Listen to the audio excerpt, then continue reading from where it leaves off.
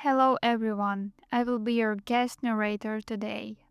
The author asked me to help out with the voiceover for this video. I want to apologize right off the bat if I mispronounce any tricky aviation terms or plane names. I'm still getting the hang of it. So let's dive in. At the start of World War II, Britain's Royal Navy faced a serious problem. They simply didn't have any modern carrier-based fighters. The old Sea Gladiator biplanes were hopelessly outdated by then. Meanwhile, the twin-seat Blackburn Rock monoplanes armed with a turret turned out to be far too slow and clumsy for real aerial combat. Other British carrier aircraft, like twin-seat Blackburn Skua and Fairey Fulmar monoplanes, weren't much better when it came to speed. With the war already in full swing, there simply wasn't time to design an entirely new aircraft from scratch. So British Command made a perfectly logical decision: adapt existing land-based fighters, the Hawker Hurricane and the legendary Supermarine Spitfire for carrier service. Of course, the Spitfire was far superior to the Hurricane in both top speed and maneuverability. But in the late 1940s, engineers started to work on a naval version of the Hurricane. The reason was simple. Mass production of Spitfires was still ramping up, and there were nowhere near enough of them to hold off the Luftwaffe over Britain itself. The Hurricane had already been in production for a while, so setting aside a few dozen or even hundreds of these aircraft for the Navy was much easier. On top of that, this fighter had an extremely rugged airframe, perfect for the violent catapult launches and hard landings on a carrier deck pitching in heavy seas. The British got their first real experience operating Hawker fighters from the carrier deck back in May 1940 during the Norwegian campaign. A group of Hurricanes was delivered to the Norwegian coast and brought to the carrier HMS Glorious. These land-based aircraft managed to take off from the carrier deck on their own and safely land at the Norwegian airfield Bardufoss. From there, they went on to fly their combat missions. However, after Wehrmacht forces rapidly overran Norway, British troops had to evacuate their temporary bases in a hurry. 10 surviving Hurricane fighters needed to return home aboard the same carrier, HMS Glorious. Keep in mind, landing a standard land-based aircraft, one without a tail hook, on a carrier deck is extraordinarily difficult. They barely pulled it off in the early evening of June 7, 1940, and only because of an extremely strong headwind. No one was willing to try those risky maneuvers with unprepared aircraft again. That didn't change even when the next day HMS Glorious came under heavy fire from the German battleships Scharnhorst and Eisenau. The engagement was hopelessly one-sided, and before long, Glorious went to the bottom along with all of the rescued aircraft on board. The Royal Navy's operations off the Norwegian coast drove home the point that the Navy desperately needed a proper modern carrier fighter. To get fighters working safely from ships, Hawker engineers simultaneously began work on two carrier variants of the Hurricane. Along with a standard carrier aircraft fitted with an arrestor hook, they developed an unusual variant. This version was designed to launch with its landing gear retracted using a crude rail catapult and special rocket-assisted takeoff gear for a sudden burst of speed. These catapult fighters were meant to be deployed on merchant ships sailing in Atlantic convoys.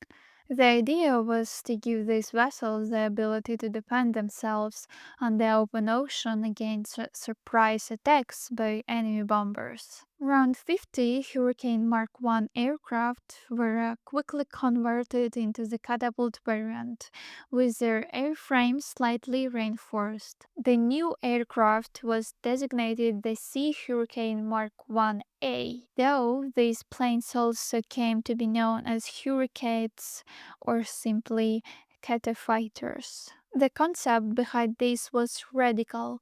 The aircraft launched from any ship equipped with a catapult but could only land ashore if the coast was close enough. If land was far away, the fighter was essentially disposable. Once the fuel ran out, the pilot had to bail out by parachute and let his aircraft crash into the ocean. British command figured that even if one of these planes managed to destroy just a single enemy bomber or reconnaissance aircraft, it would all be worth it. The other, more reliable approach was still the traditional one, basing aircraft on standard carriers. 35 merchant ships were especially prepared for launching these catapult aircraft. They received a new classification and were officially designated as the CAM ships. Some vessels were fitted with a simple rail catapult, and the same launch system for Hurricanes was also installed on several warships. The pilots flying these catapult fighters from merchant ships were Royal Air Force men. On warships, however, the catapulters were flown by Fleet Air Arm pilots. And another difference was that warships carried two fighters on board, launching them one after the other when trouble appeared.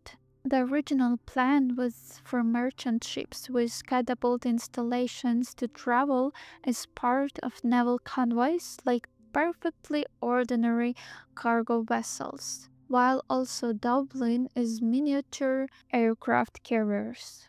The moment enemy aircraft appeared on the horizon, the Sea Hurricane would blast off the 70-foot catapult rail, engine roaring at full power, flaps down.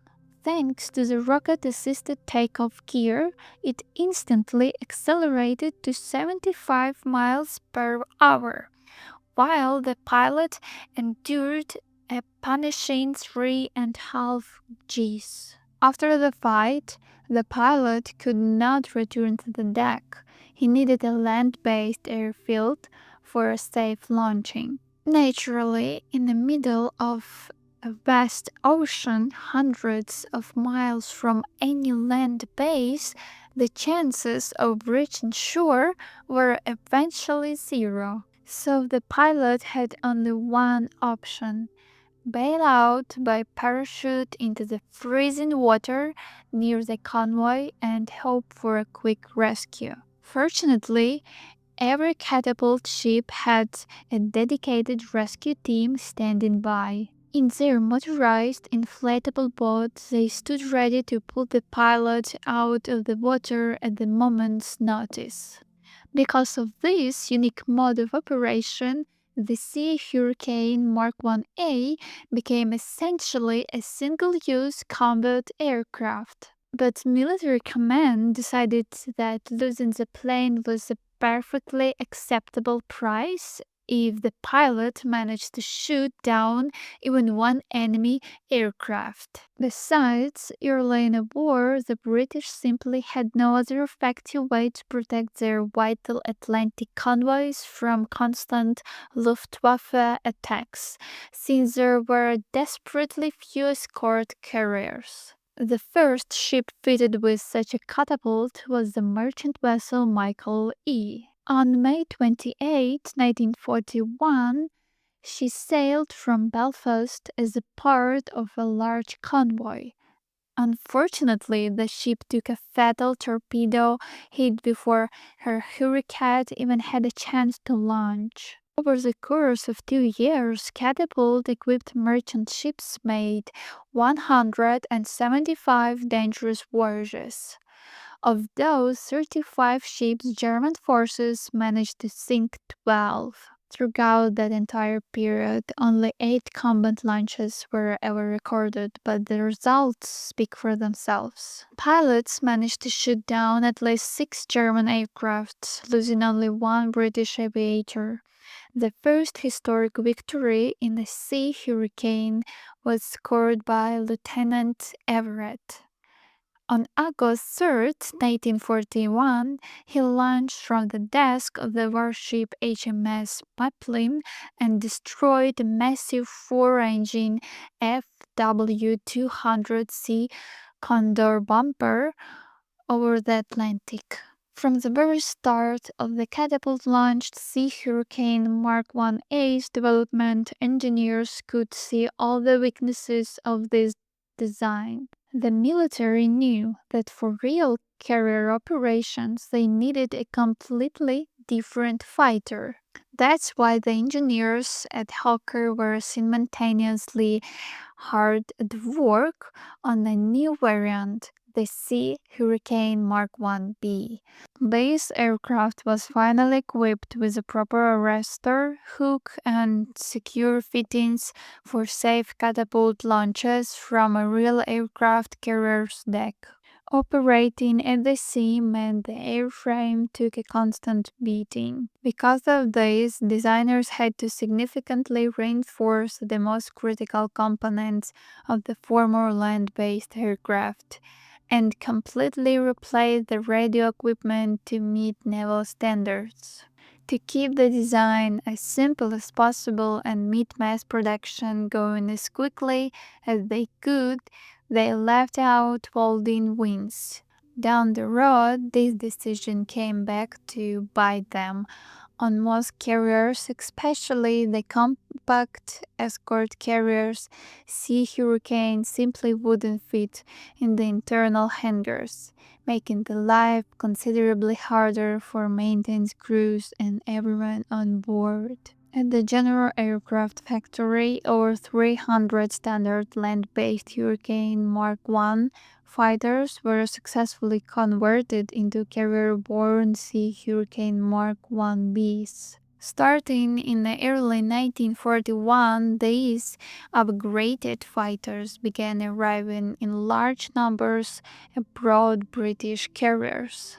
The first to receive the new aircraft was 880 Naval Air Squadron, based on the carrier HMS Furious. Shortly after, pilots of 803 Squadron transitioned to these carrier planes, having previously flown a variety of earlier types, including Skuas and Fulmars.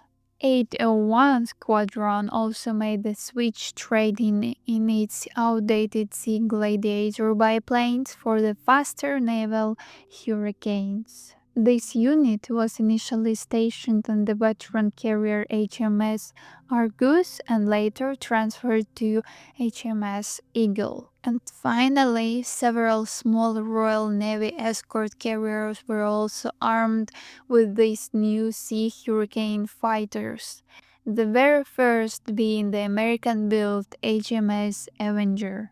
Hurricanes also equipped the special mech ships, merchant aircraft carriers. Unlike the older camp ships that used bulky catapults for launching, these vessels had a full-length flight deck. It was simply laid over the ship's superstructure, which let Sea Hurricanes take off and land just like at a regular airfield. Of course, this relatively small transport had neither aircraft elevators nor spacious hangars for the planes. Because of this, the fighters had to sit out on deck exposed to the elements. As a result, the aircraft were constantly soaked in the salt spray, causing serious corrosion problems. Conditions were especially brutal in the icy waters of the Barents Sea. It goes without saying that the basic land based hurricane was already far from new by the start of World War II. The aircraft had first flown back in 1945. Military pilots readily criticized it for its low speed and weak armament, which at the time meant only rifle caliber machine guns. For the kind of air combat they were facing, this was clearly not enough. These same shortcomings were inherited by the carrier version, the Sea Hurricane Mark 1B. So, while the early naval fighters variants were pulling their weight in service, Hawker engineers worked tirelessly on the new modifications. They pushed to feed the aircraft with more powerful engines and swap out the machine guns for proper cannons. The results came quickly. In January 1942, British pilots were the first to receive the upgraded variant, the Hurricane Mark 1C. Under its cowling set, the reliable Maryland 3 engine putting out 1030 horsepower. But now the winds carried four powerful 20 mm British Hispano cannons instead of eight machine guns. The heavier cannons added weight and made the aircraft even slower. Its top speed now barely reached 295 miles per hour at an altitude of around 15,000 feet. But this loss in speed was more than compensated for by the devastating punch of those heavy shells. These shells could tear an enemy aircraft apart with just a few hits. The Royal Navy desperately needed these deadly fighters, and very soon these cannon-armed Sea Hurricanes began operating from the decks of large carriers like HMS Eagle, HMS Furious, and HMS Victorious. Toward the end of 1942, Royal Navy pilots transitioned to an even more refined version, the Sea Hurricane Mark II-C. It kept its powerful cannons but finally received the new Merlin 20 engine, producing 1,280 horsepower on takeoff. This substantial boost in power put this heavy fighter to 342 miles per hour and an altitude of around 22,000 feet. Like the earlier models, Sea Hurricane Mark II-Cs weren't built from scratch, but converted from land-based airframes and general aircraft factories. In total, well over 100 of these carrier fighters were produced. In addition, a small batch was assembled in Canada. These aircraft were powered by Packard-built Merlin 29 engines rated at 1,300 horsepower. The Canadian versions differed in armament. Some carried 12.303 caliber machine guns, designated Sea Hurricane Mark 12, while others retained 8 machine guns as the Mark 12A. The main combat theater for the carrier-based hurricanes was the Mediterranean. Early in the war, most of the Royal Navy's major operations in this region were carried out under the cover of these fighters.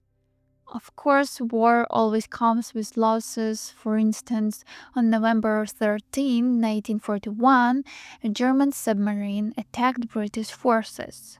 just 25 miles east of Gibraltar. It sent the famous carrier HMS Ark Royal to the bottom. The massive ship went under alone with all her aircraft, including her sea hurricanes. After this tragic loss, the largest and most modern British carrier in the Mediterranean was HMS Eagle. She became the main source of air cover for the strategically vital convoy during Operation Harpoon. On June 12, 1942, this carrier escorted 6 transport ships packed to the brim with weapons and much needed fuel, bound for Malta. Throughout these dangerous crossings, sea hurricanes launched from her deck one after another. They continuously patrolled the skies, successfully driving off Luftwaffe bombers and saving the convoy from total destruction. The most famous naval battle involving sea hurricanes was Operation Pedestal. On August 10, 1942, a British convoy sent out from Gibraltar under the protection of a massive force of warships. 5 days of this sailing later, it successfully delivered the vital military cargo to Malta. The British left nothing to chance. 14 large transport ships, along with the massive tanker Ohio, were protected along the way by a massive naval armada, 2 powerful battleships, 7 cruisers, and a full 32 destroyers. The main air support came from 3 powerful carriers: Eagle, Indomitable, and Victorious. On the decks of these enormous floating airfields sat a total of 72 fighters. Notably, the majority of them, 47 aircraft, were the legendary Sea Hurricanes. They were evenly distributed along the ships, providing solid air cover. But the very start of Operation Pedestal proved disastrous, even tragic, for the Royal Navy. On August 11th, the German submarine U-73 fired 4 torpedoes that almost instantly sent the carrier Eagle to the bottom. The loss of this key ship, along with all over her aircraft, seriously weakened the convoy's overall defense. And because of this, the pilots from the remaining carriers had to push themselves to the absolute limit. They practically lived in their cockpits, fending off wave after wave of German and Italian bombers. In this brutal firestorm, the Sea Hurricanes became the convoy's main line of defense. Their pilots demonstrated remarkable combat skill, according for 25 of the 38 confirmed kills during the crossing. The standout performance was the Lieutenant Cork, who expertly downed 5 enemy planes.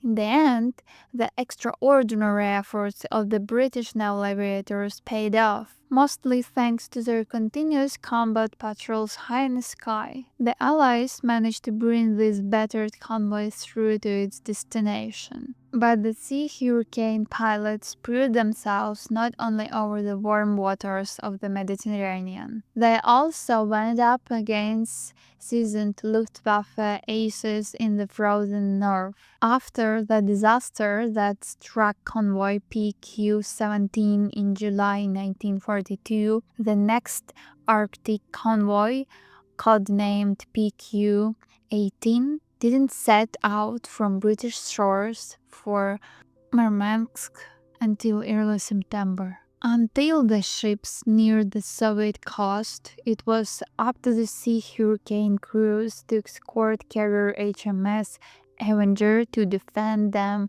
against constant German torpedo bombers' attacks. To reduce the risk of detection by German bombers, even slightly, this convoy had to take a roundabout route, pushing as far north as possible into the icy Arctic.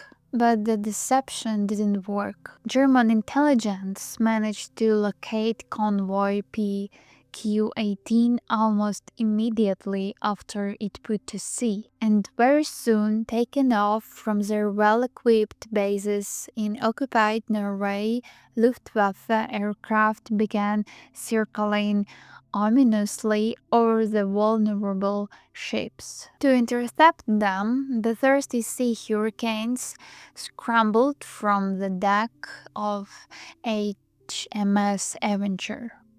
In this fierce northern engagement, the British managed to shoot down 5 enemy aircraft. Their own losses were significant too. 4 fighters went down in the fighting. 3 of the downed pilots bailed out successfully and were quickly rescued from the freezing water. The last real large-scale combat operation, where these carrier fighters were used en masse, was the light landings in North Africa in November 1942. In this massive operation, codenamed Torch, the escort carriers Avenger, Beater, and Dasher all played active roles. Their Sea Hurricane squadrons provided continuous air cover for the landing forces over Algeria. By early 1943, even the largest Sea Hurricane modifications, fitted with heavy cannons and a significantly more powerful engine, could no longer be considered modern combat aircraft. Aviation was evolving rapidly, and these battle-proven fighters was steadily being replaced on the decks of British carriers by newer aircraft. It was replaced by the British Seafire along with American carrier planes such as the Hellcat and the Corsair. Some of these aging aircraft were transferred to conventional shore-based airfields where they continued serving until the end of the year. A few still remained in service abroad, merchant ships and several small escort carriers. But in the summer of 1944, the combat carrier of these old but dependable aircraft finally came to an end, with the last Sea Hurricane combat mission flown from HMS Windex in August of that year. It's hard to call the Sea Hurricane a truly successful carrier fighter. The reason is simple. By the time the naval version came along, the land-based Hurricane was already considered outdated compared to newer aircraft. Low speed, weak armament, limited cockpit visibility, and short range. All of these held the aircraft back in actual combat. Even the later modifications with cannons and more powerful engine couldn't fundamentally change the situation. They just bought a little more time before this aging fighter was inevitably retired. Yet it was the Sea Hurricane that bore the brunt in the fighting, remaining the backbone of the Royal Navy's carrier air defense. This continued until far more modern carrier fighters like the Seafire and American Hellcat entered service. So this naval fighter has earned its place in aviation history. Together with its land-based sibling, it became a symbol of Britain's desperate fight against the Luftwaffe in the early years of World War II. Thanks so much for watching. I hope you enjoyed it a lot. If that's true, please give it a thumbs up. It really helps the channel to grow. And don't forget to subscribe and hit that bell icon so you never miss a new video.